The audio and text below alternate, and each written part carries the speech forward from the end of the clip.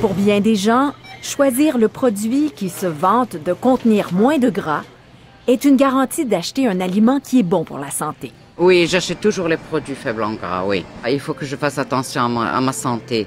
J'ai jamais vraiment pris le temps là, de comparer, voir si c'était vraiment vrai ou si je me fais avoir. Là. 3 chercheuses de l'Université de Toronto risquent de dissiper les illusions de bien des consommateurs. Elles ont analysé des milliers de produits étiquetés sans gras, faible en gras ou teneur réduite en gras trans.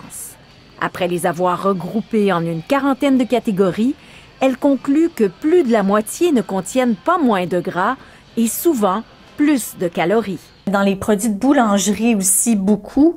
Dans certains yogourts, il faut faire attention. Donc, quand on diminue le gras souvent pour ajouter du goût, bien, on ajoute du sucre. Donc, en bout de ligne, ce n'est pas avantageux. L'effet pervers de ces produits allégés, c'est que les gens ont tendance à en manger de plus grandes quantités. C'est démontré dans les études, on en consomme plus parce qu'on se dit, ben, il y a moins de gras, il y a moins de sucre, donc j'en mange plus.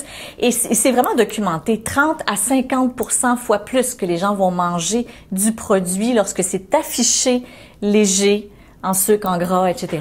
Plusieurs groupes qui revendiquent une meilleure réglementation sur l'étiquetage auprès du gouvernement fédéral invitent les consommateurs à se méfier du marketing. On aura beau avoir le meilleur étiquetage ou la meilleure information sur le côté des boîtes, mais si en avant on a un marketing trompeur qui vient semer la confusion chez le consommateur, on règle aucun problème. La nutritionniste Nathalie Jobin n'achète jamais ces produits allégés. Les aliments qui ont une allégation faible en gras, etc., faut pas oublier que ce sont tous des aliments transformés.